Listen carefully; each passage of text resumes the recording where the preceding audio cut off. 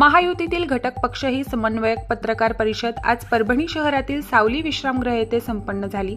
या पत्रकार परिषदेला भाजपचे ज्येष्ठ नेते रामप्रसाद बोर्डीकर, आमदार मेघना बोर्डीकर, राष्ट्रवादी काँग्रेसचे आमदार बाबाजानी दुर्राणी, राजेश विटेकर, शिवसेनेचे व्यंकट शिंदे, जिल्हा प्रमुख कदम यांच्यासह महायुतीतील नेते उपस्थित होते। यावेळी येणाऱ्या 14 जानेवारी रोजी संक्रांत सणानिमित्त सर्व पक्षाचे कार्यकर्ते, पदाधिकारी आणि नेत्यांचा स्नेहमिलनाचा कार्यक्रम आयोजित करण्यात आला असल्याची माहिती देण्यात आली आहे। यामध्ये येणाऱ्या राजकीय निवडणुकांमध्ये समन्वयासाठी अशा प्रकारचा कार्यक्रम घेत असल्याचं सांगण्यात आलं आहे।